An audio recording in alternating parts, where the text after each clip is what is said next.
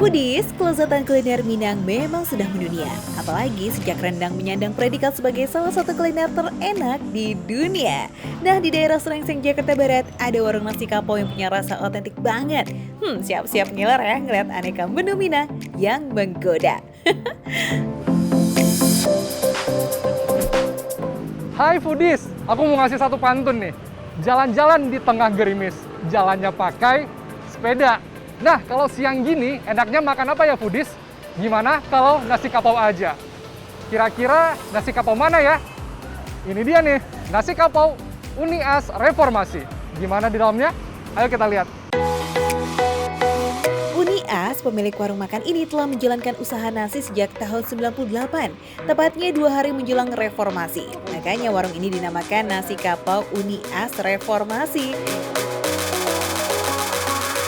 Awalnya ia hanya memiliki kedai kecil di Tanah Abang, hingga akhirnya semakin banyak pelanggan yang tergila-gila dengan kelezatan racikannya.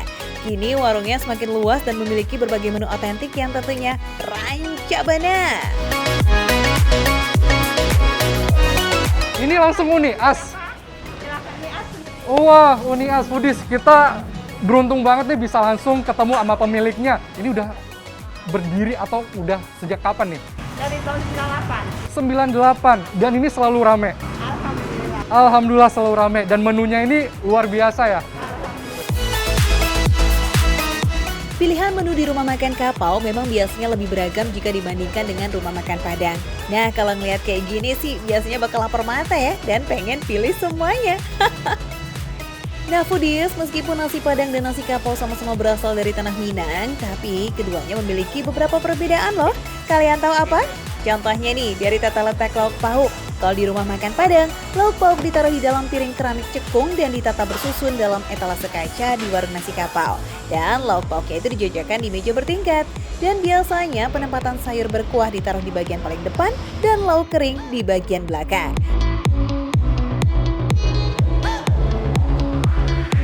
Selain dari itu, masih banyak nih perbedaan lainnya, seperti asal muasal cara pemesanan dan yang pasti menu andalannya. Yang ngebedain nasi Padang sama nasi kapau itu apa nih? Usus isi. Usus isi, tambusu. Ini yang paling spesial ya, berarti kalau di nasi kapau. Sayur kapaunya. Sayur kapau. Kalau sayur kapau sendiri, ini dalamnya itu ada apa aja nih? Ada nangka, kacang panjang, sama kol. Aku boleh dong mesen ya? Oke, boleh silakan. Yang pastinya pakai tambusu, sayur kapau dengan ayam rendangnya. Sayur kapau memang menu otentik dari warung nasi kapau Foodies. Terdiri dari nangka muda, kol, dan kacang panjang dengan kuah gulai yang gak terlalu kental. Nah, kalau tambasu dan ayam rendang, pasti nih jadi juaranya. Soal rasa, kita buktikan ya saat disantap, oke? Makasih Uni.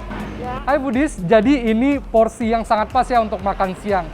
Tapi nih, saya dengar di sini yang paling spesial juga ada telur yang dimasaknya dadakan. Ya, dadar barendo. Dadar barendo, menarik banget namanya. Kalau boleh ikutan masak nggak sih? Boleh, silakan. Boleh, boleh. Talua barendo atau telur berenda merupakan salah satu hidangan telur khas Minang. Dinamakan telur berenda karena olahan telur ini berlapis seperti tumpukan renda. Cara membuatnya, kocok 1 buah telur ayam dan 1 buah telur bebek dengan daun bawang, garam, bumbu penyedap, tepung terigu, dan sambal merah. Nah, kalau sudah mengembang, ini tandanya adonan sudah siap buat dimasak. Oh ya Foodies, ternyata menggoreng talua barendo ini gak sembarangan loh. Ada teknik agar tekstur kulitnya bisa garing sempurna. Tahap pertama, pastikan minyak benar-benar panas ya. Lalu tuangkan adonan ke dalam wajan dengan gerakan memutar. Aduk-aduk adonan saat proses pematangannya menggunakan garpu. Nah, ini kira-kira Fadil berhasil nggak ya?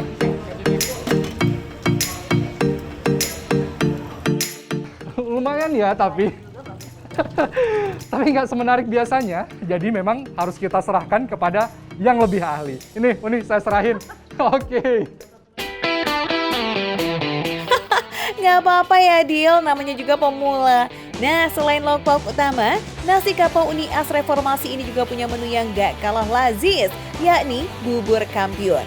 Di wilayah asalnya, bubur kampiun kerap dijadikan sebagai santapan. Tapi kalau mau dijadikan menu penutup, bakal sama nih nikmatnya. Bubur yang satu ini umumnya terdiri dari campuran menu yang memiliki cita rasa manis gurih. Komponen andalan Uni Asih, ketan putih yang dikukus, menggunakan bubur ketan hitam juga biji salak, bubur sumsum, kolak, dan santan. Oh ya, ada juga tambahan puding srikaya ya. Ih, ini nggak kalah menggiurkan ya foodies. Wah, udah lengkap nih susunan menu hari ini. Daripada lama-lama, cheers, mending langsung kita eksekusi. Nah, ini telur dadar barendonya, gabungan dari telur bebek dan juga telur negeri. Kalau misal dilihat, crunchy-nya berasa ya. Sekarang kita cobain untuk rasanya ya. Garingnya pas, asinnya pas, daun bawangnya kerasa, biarpun tadi dikit, tapi juga ada pedes-pedesnya nih. Kulit telur yang super keriting bikin sensasi garing jadi juara banget foodies. Tapi ini nggak mengurangi kelembutan bagian dalam telur ya. Rasanya gurih dengan sedikit rasa pedas, aromanya harum banget. Ini tentunya makin membangkitkan selera makan. Aduh, pantas aja sajian yang satu ini jadi andalan nih di warung nasi kapau Uni Es. Sekarang kita cobain yang aku buatin tadi ya. Nggak terlalu meliuk-liuk ya. Jadi memang tadi mungkin tekniknya itu salah. Dan memang kalau misalnya telur barendo itu harus benar-benar barendo, berenda gitu. Sekarang kita rasa. Kalau rasa boleh lah ya. Tapi kayaknya ini kurang garam. Biar nggak sempurna, tapi kalau olahan sendiri nggak akan kalah dong ya.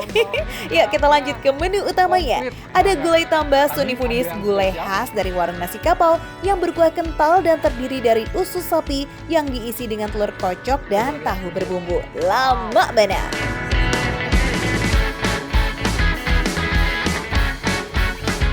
Rasanya itu enak banget, perpaduan telur dan juga tahu, gurihnya dapat, santannya dapat. Dan ini kalau misalkan dalam nasi kapau memang khas banget ya. Foodies harus nyobain. Selanjutnya nggak melulu rendang sapi, masakan Minang juga punya rendang ayam. Katanya sih karena dagingnya yang empuk, membuat bumbu rendang udah mudah banget tuh meresap ke dalam serat-serat dagingnya. Makanya banyak juga masyarakat yang lebih menyukai rendang ayam daripada rendang sapi loh. Tekstur ayamnya lembut banget. Kelapanya berasa, santannya itu berasa, dan memang semua bumbu-bumbunya itu keserap sampai ke dalam.